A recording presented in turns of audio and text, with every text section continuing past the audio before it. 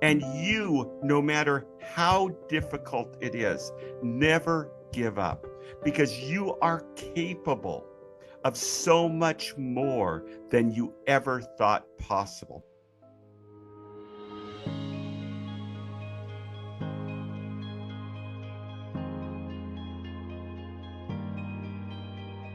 Welcome to the Betrayal Recovery Transformation Podcast, your place to reclaim your life after betrayal. My name is Jen Howie. Welcome, friends. My name is Chris Rocha. Jen and I are pastoral sex addiction professionals and coaching experts with over 20 years combined experience. We're so glad you're here with us for today's podcast. Today, our guest is Dr. Steve Stevens. Dr. Steve has been a psychologist for over 35 years. He's a life coach, he's a speaker, university teacher, husband, father of 3 adult children, and the author, hang on friends, listen to this fact, the author of 45 books in 17 different languages. Wow. That's amazing. The Dr. Steve Stevens. So Dr. Steve's newest book is called A World Away from Home, and it's a historical fiction novel based on the true story and poetic writings of his very tenacious and very resilient great-grandmother. Hello, Dr. Steve. Welcome to our podcast. We're so glad that you're here, and we're eager to learn from you and your grandmother. It's my privilege, because we live in a culture that has beaten up so many people. So many people are ready to give up, and especially females in our culture who have just felt like there's no hope. And the reality is, we're here to say there is amazing hope out there, and you can be everything that you ever dreamed to be. All right. Beautiful. I already like you. Love, all the love. All right, Dr. Steve, thank you so much for being here. And we are excited to get to know you a little bit before we get going on today's topic, which is resiliency. So would you help our listeners get to know you a little bit better and tell us about yourself? You know what? I have been a psychologist for, again, 35 years. I've loved it. It's been fantastic, because in my heart, even as a teenager, I had a heart to how to encourage and help other people. In fact, at 17 years old, I went on the staff of Youth for Christ and was working with teenagers at 17, which was kind of bizarre when I think back on it. But the bottom line is, somewhere in my upbringing, in my faith, I just developed an optimism in saying, how can I encourage people? I love doing it. It is just something that brings me so much joy.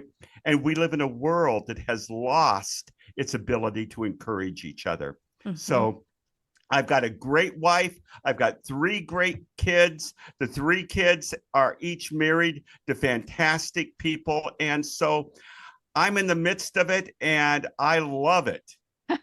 And you've got some grandchildren too, I hear. I have 3 grandchildren that are the 9-year-old's a miracle, having been born at 22 weeks. Wow. And nobody expected it, obviously. I was in Seattle. I jumped in my car. I was driving down, walked in. My dear daughter, Brittany, said, "Dad, do not Google 22 weeks. Mm-hmm. And I said, "Sorry, Britt, I've already Googled it. I know the odds. The odds were horrible." But my daughter, at the point of the doctor saying, "Let's just have this baby, put it to the side and let go of it," my daughter said, "No, you know what?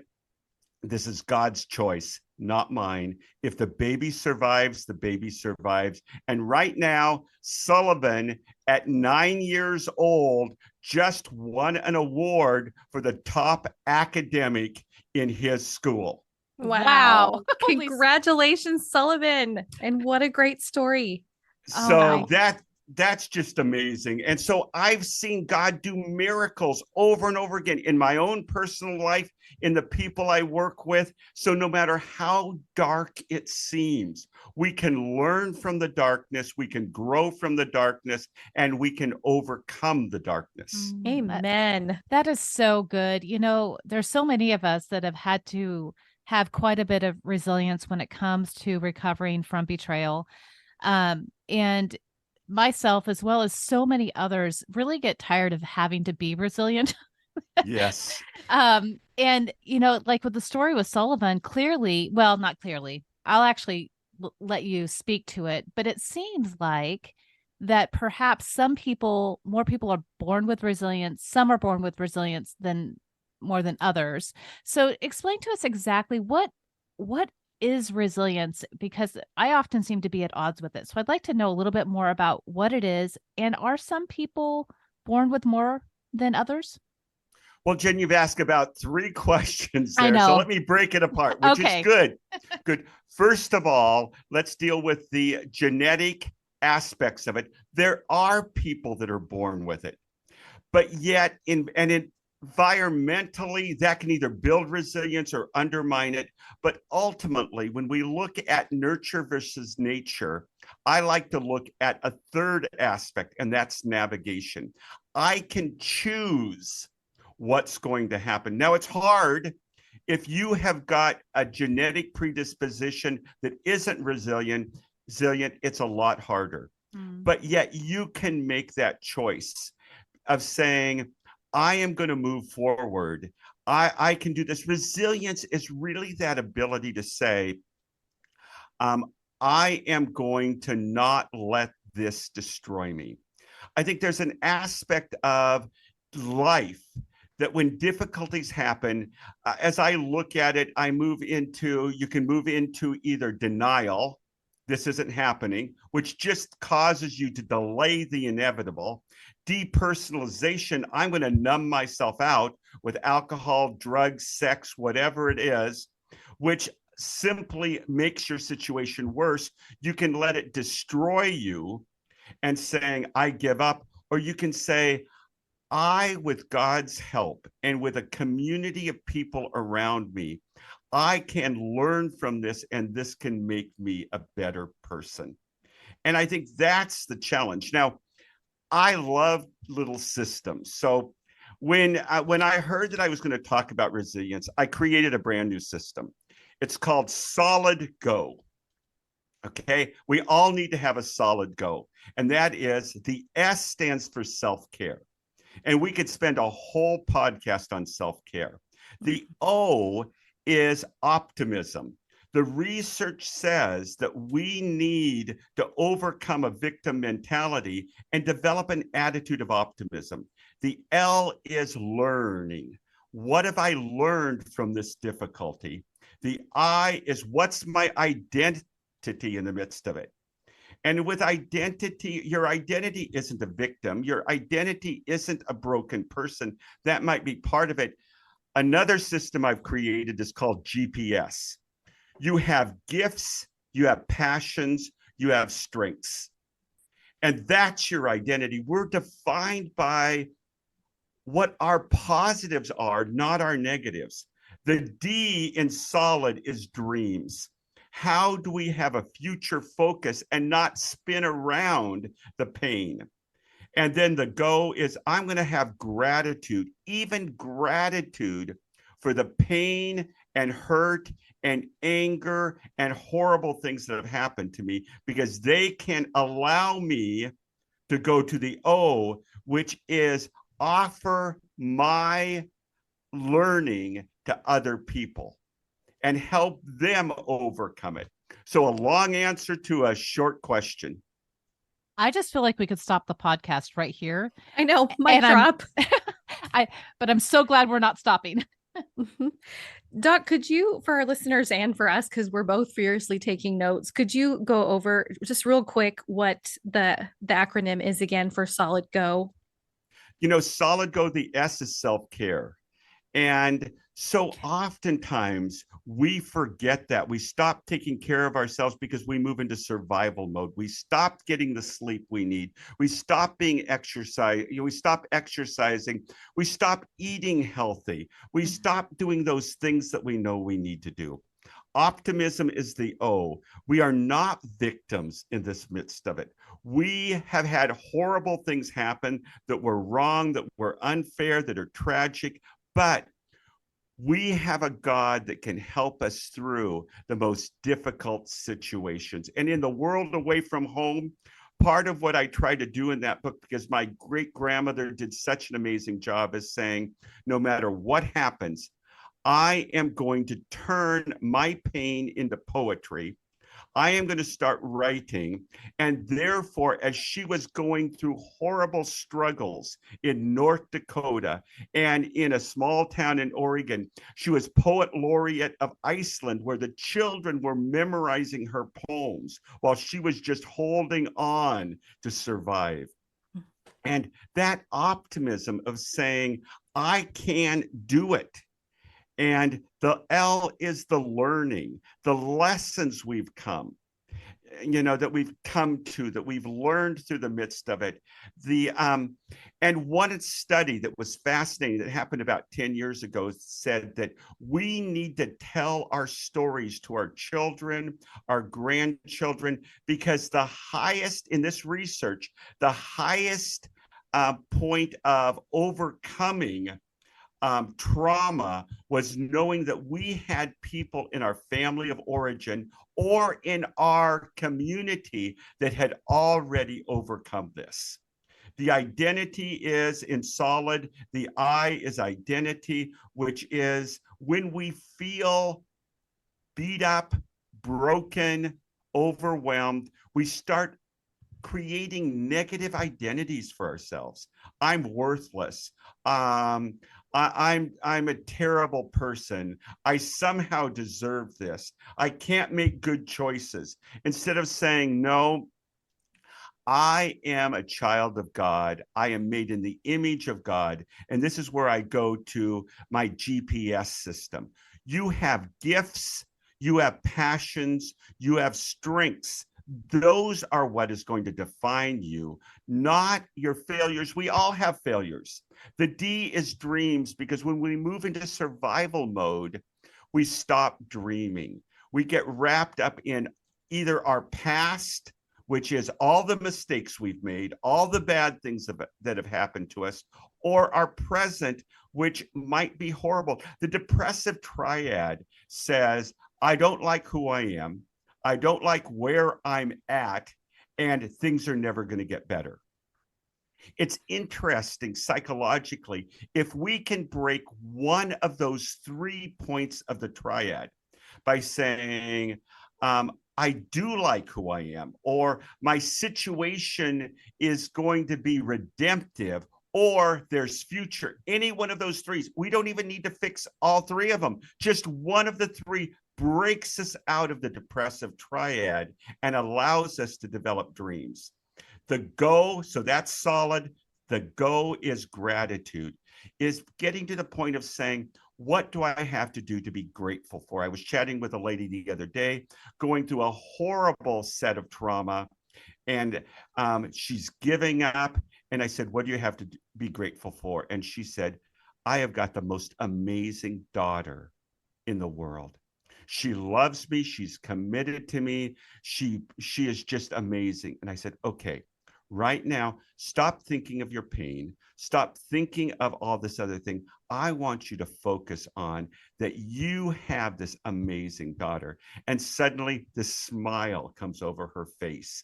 This hope, her eyes started twinkling, and she goes, you're right. My daughter is incredible. And then the O is, how do we offer up what we have learned through our trauma? God does not waste any experience. We have gone through this experience, and how do we capture it and package it in such a way that we can hand it over to someone else in an amazing way? I was just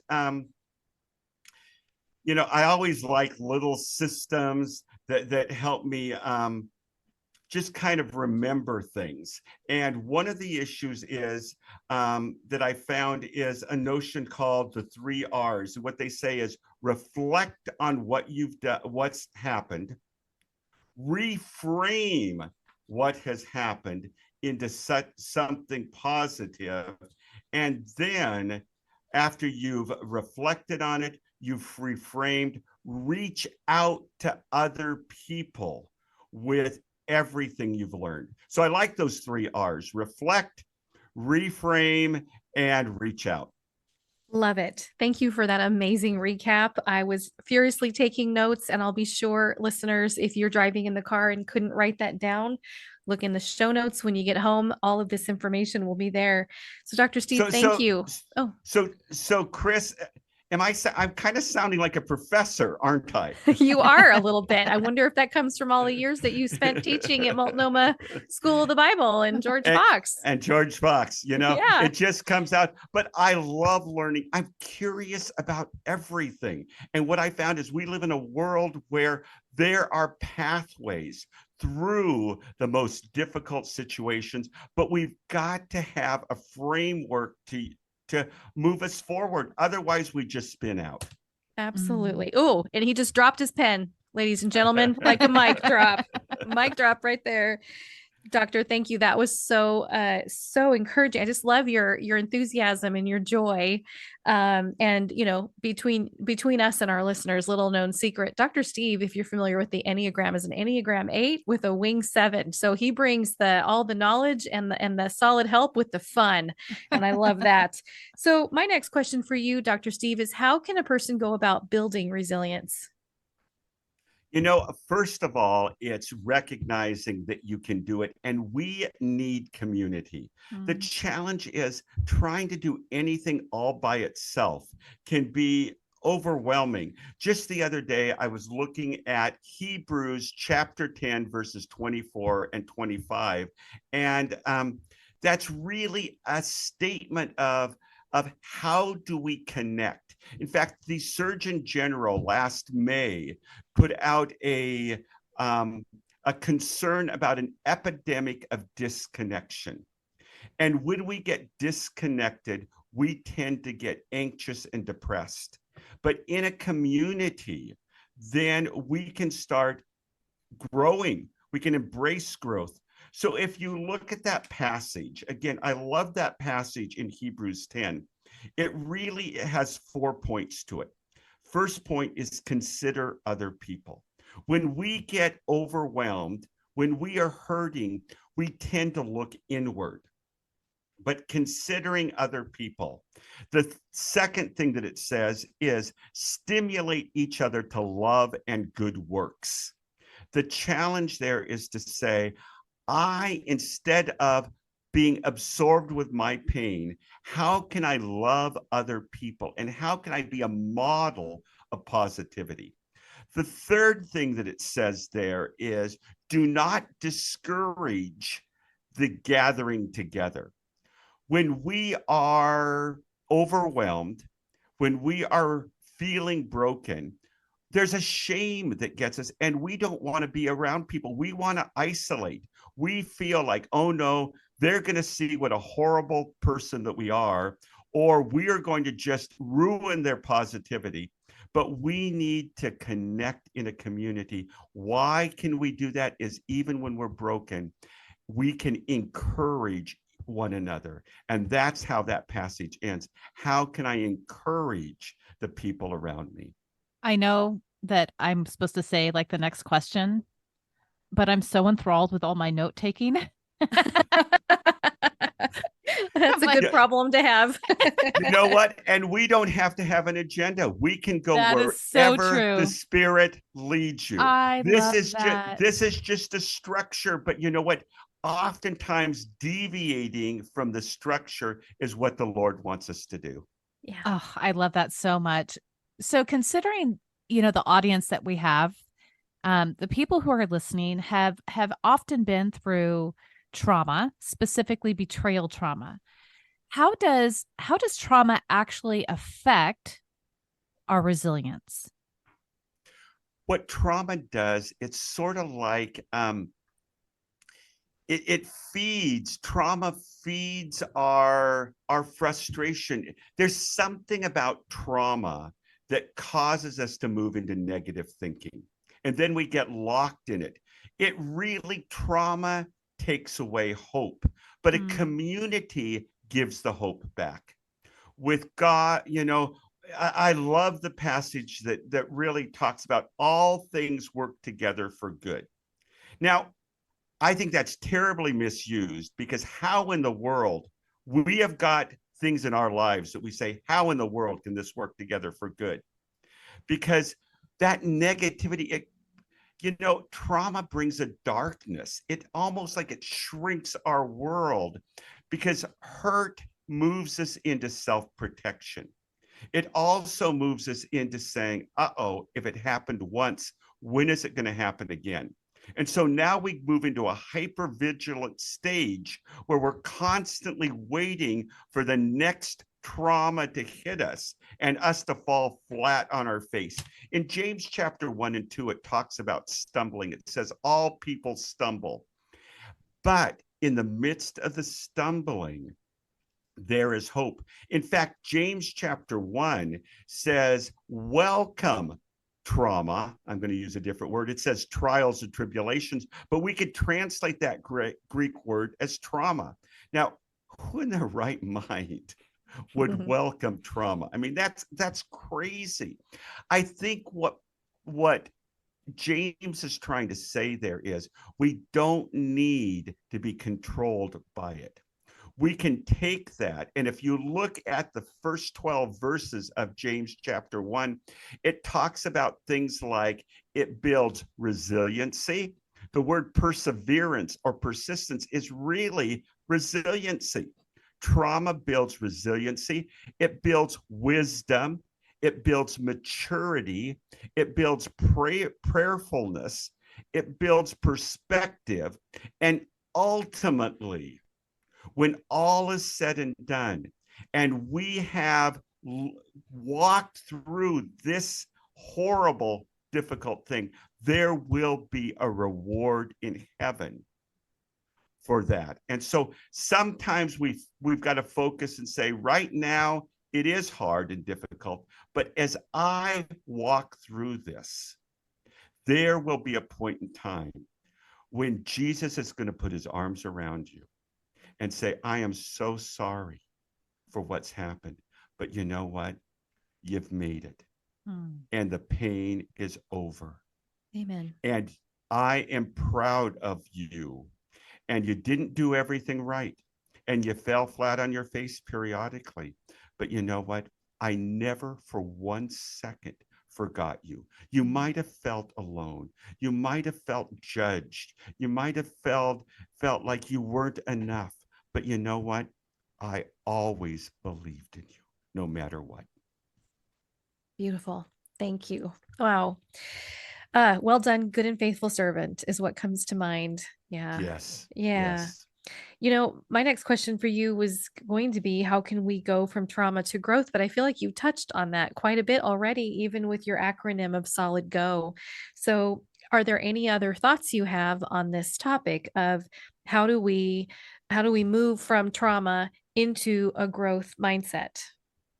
And naturally, the whole notion of PTSD that we're really struggling with in our culture. And then as we even in the last couple of years, as the research has come up on complex PTSD, in no way do I want to minimize the trauma, the pain, all the difficulties that have been there.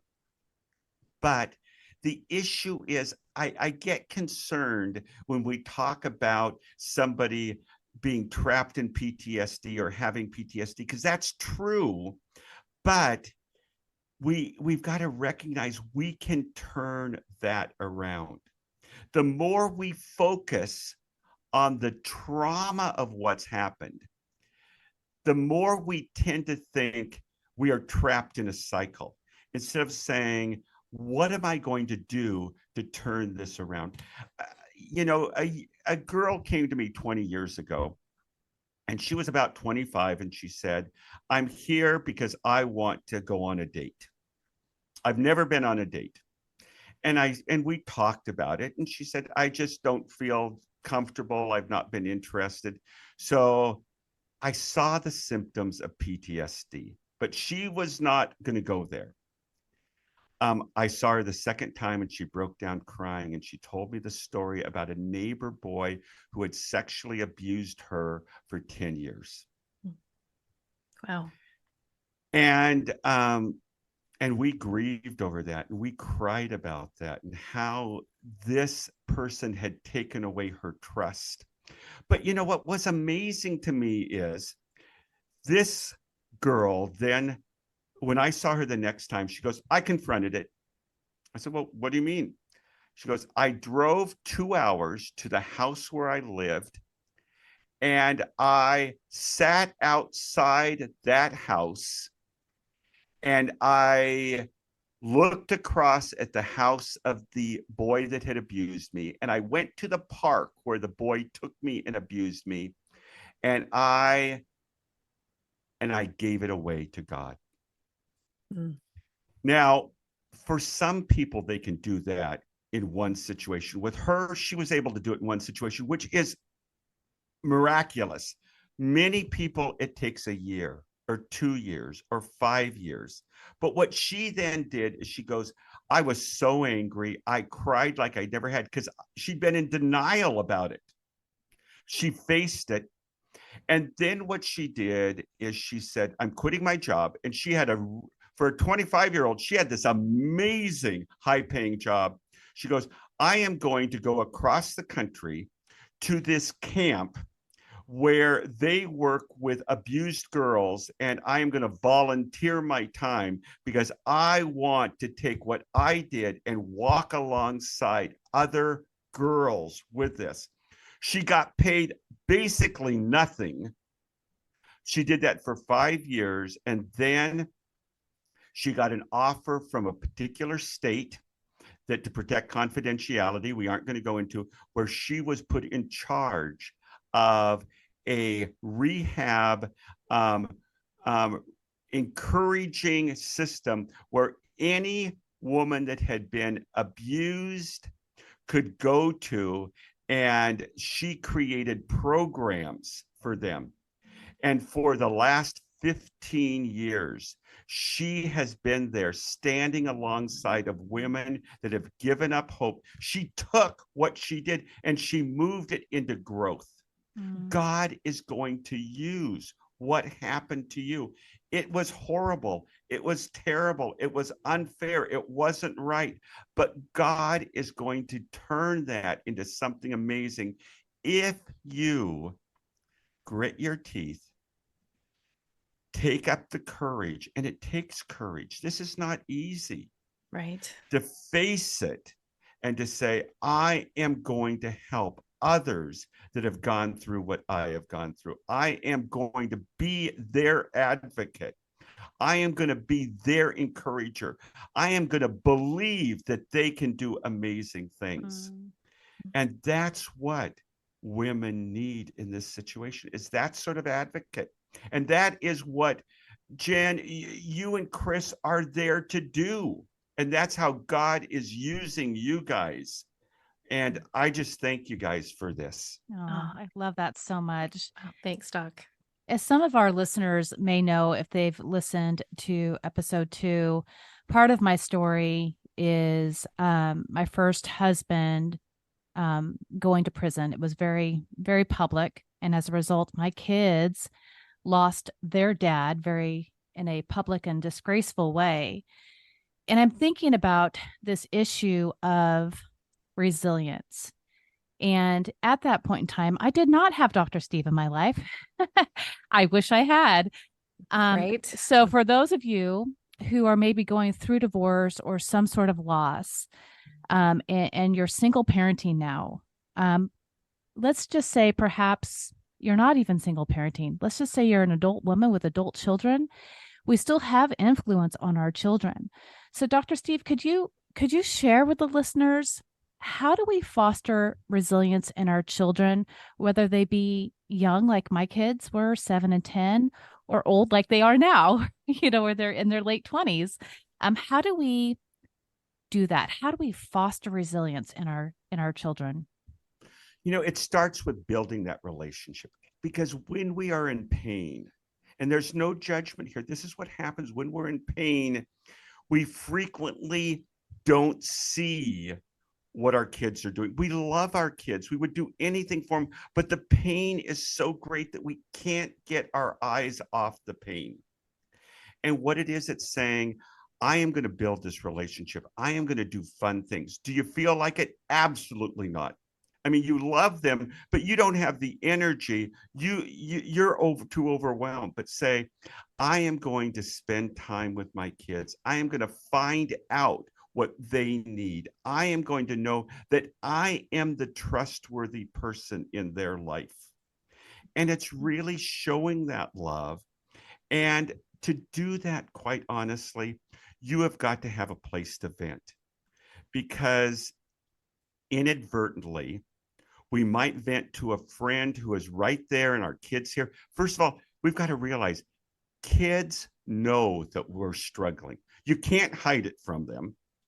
And they know a whole lot more about what's going on than we think they do. And so therefore giving them an opportunity to talk about it. This is what amazes me. I'll have kids come in and they'll start talking to me about the pain. I say, have you talked to mom about this? And mom loves them. And they'll say, it would be too hard for mom to hear this. Kids at 4 and 5 and 6 and 7 are protecting mom because they love you, because you are their rock. You might not feel like their rock. You might feel like you can't be your own rock. You can't be anybody's rock, but you are their rock. So being able to say, I've got to take care of myself. I've got to do what I need to do. And the other thing I would encourage you is you've got to bring your support system into your family. Now, if you happen to have parents or grandparents that can do that, that is amazing. Some don't. I know that my parents, when they moved from Southern Oregon up to Portland, and they knew that grandparents were important, but my grandparents weren't in a position that they could be there. The first thing they did when they found a church in Portland is they found surrogate grandparents for us, Mom and Pop Gottschall. They said, Mom and Pop Gottschall, will you be the grandparents to our kids? And Mom and Pop Gottschall were there for every birthday. They took us out to parks. They did things, for as young as I remember until they were at my high school graduation there, and it's finding other people that come alongside you. You cannot do it by yourself. And so taking care of yourself, building that relationship, having fun, realize you're not going to feel like having fun, but your kids need to have fun. Wow. And building up hope in them. And I like something that Jen says a lot is, this situation is a part of my life, not my whole life. This person is a part of my joy, not my whole joy. And even the traumas and trials that we go through, I like to say I need to remember that this is a chapter, not a life sentence. And that's excuse me for talking over you. That's okay. Go right ahead.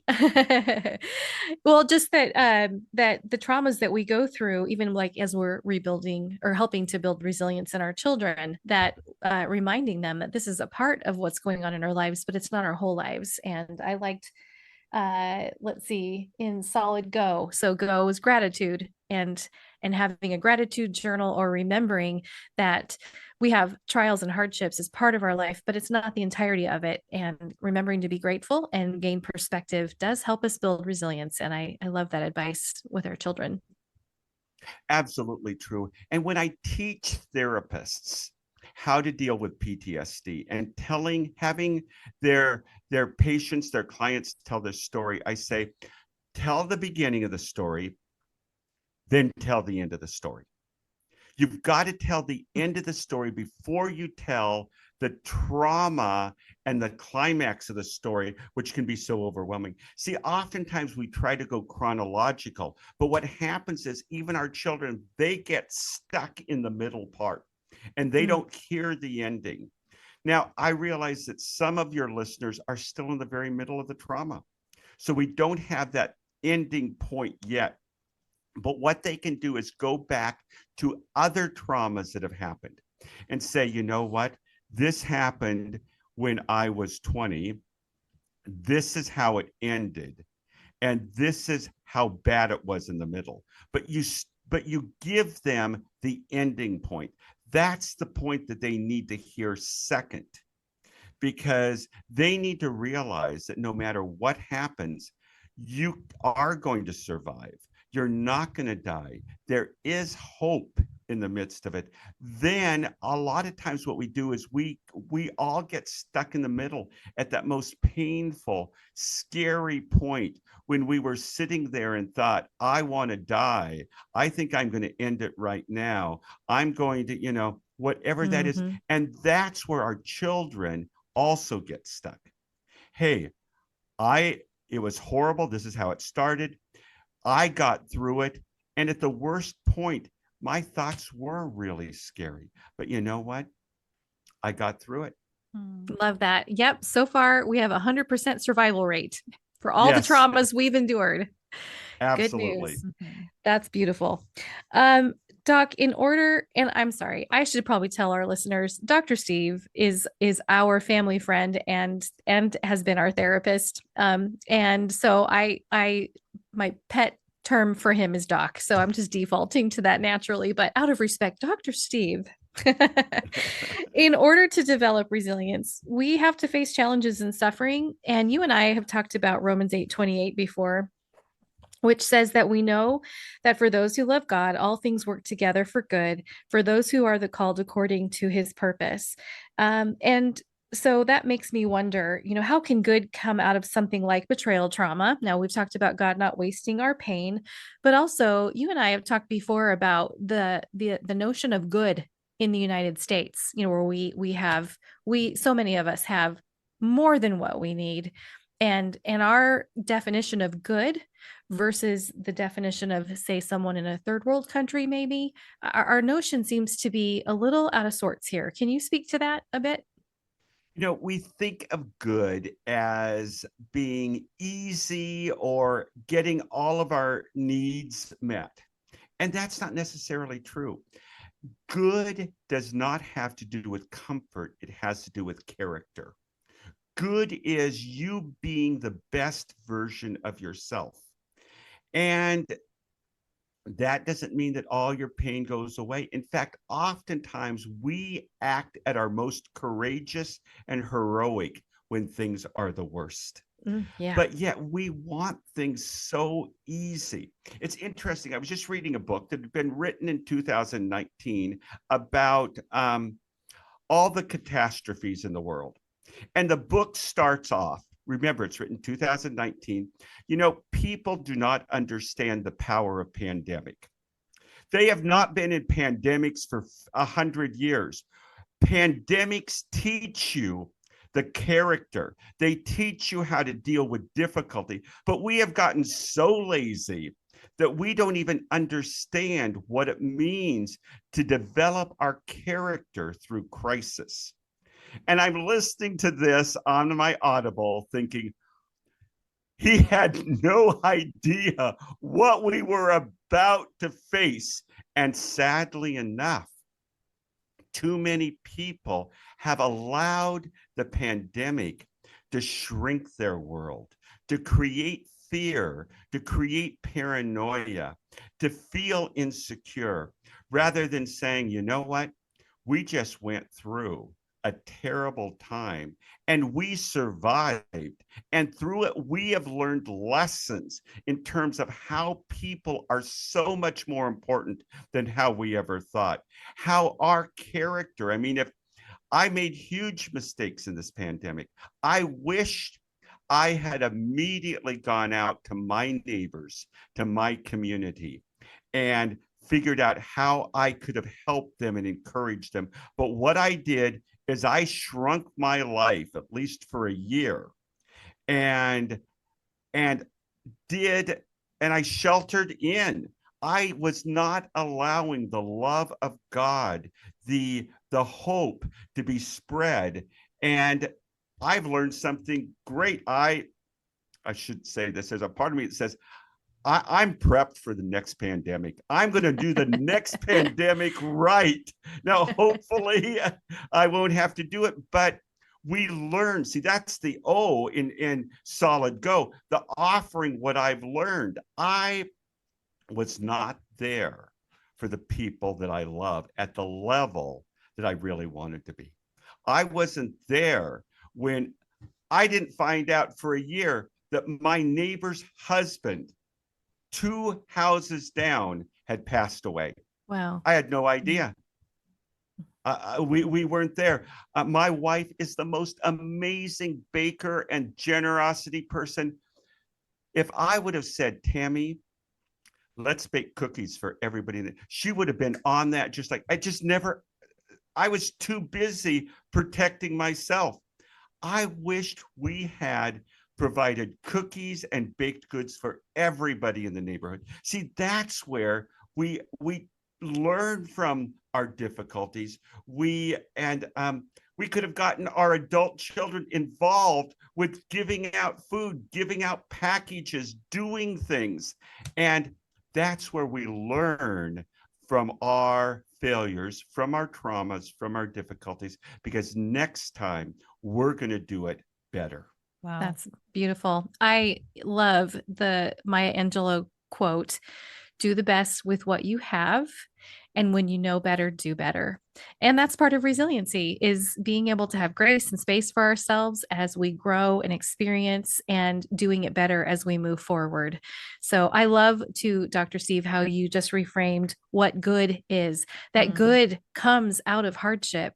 That good isn't always comfortable. It isn't always fluffy. It isn't always something we want to put on the calendar and look forward to or send invitations for. But good is something that develops our character, and that is a beautiful reframe. Thank you for that. It is beautiful. It prompts me to move toward discomfort. With this whole conversation, it makes me consider that if I'm comfortable, maybe that's not so good. Maybe moving towards discomfort is what's going to continue to grow me. Go ahead. Jen, what you're saying is really amazingly insightful, because we have been taught our whole life to avoid discomfort. But maybe it's saying, I want to feel comfortable with discomfort. Yeah. Because through that, I can grow in ways that I could never have grown in any other way. I love this, because this is a conversation that Chris and I have often. Yes, we do.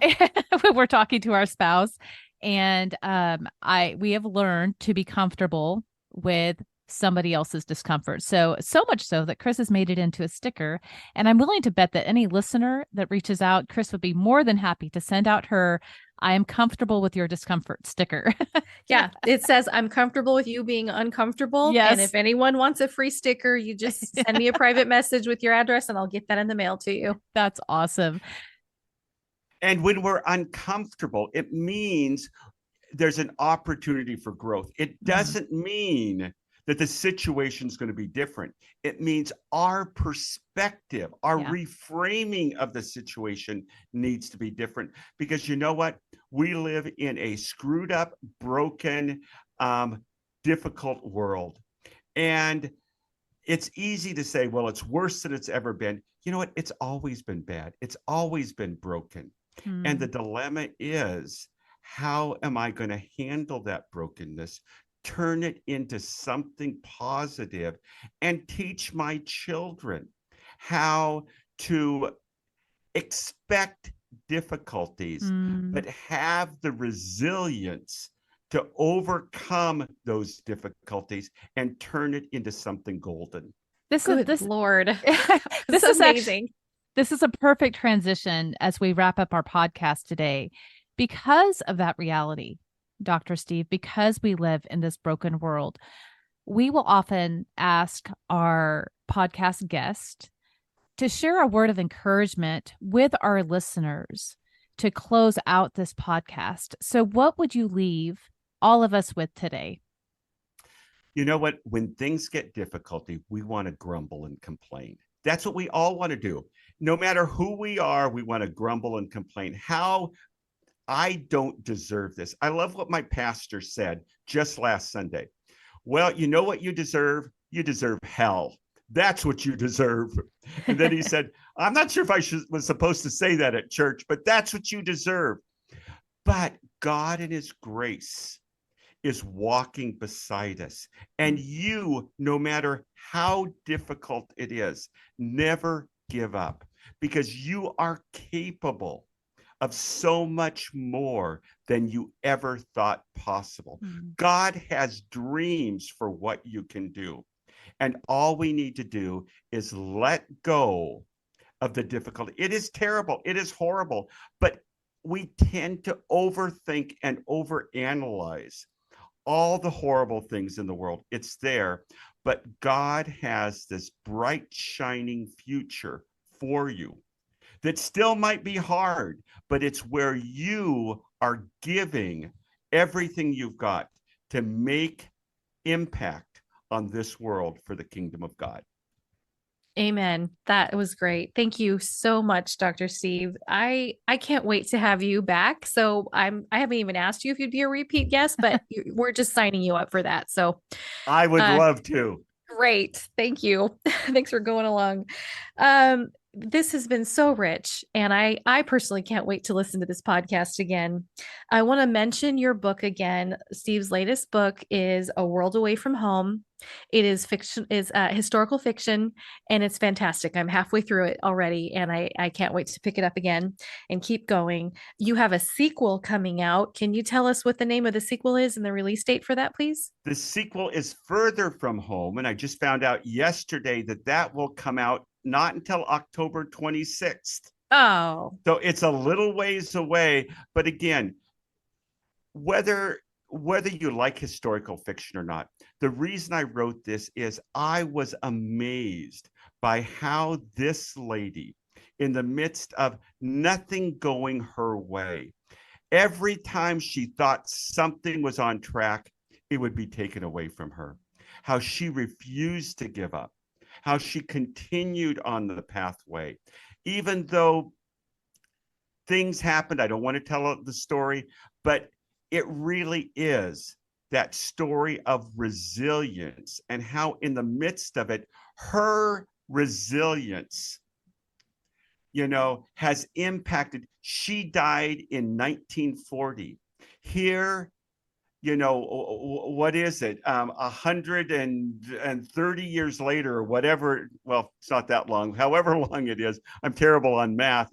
It impacted me so much that I wanted to go back and find out what the true story was. You see, she didn't write it. She was just trying to get through her difficulties, but she was truly able to impact that community. And now, right now, it's being set up a lectureship in Reykjavik, Iceland, where they want to hear her story.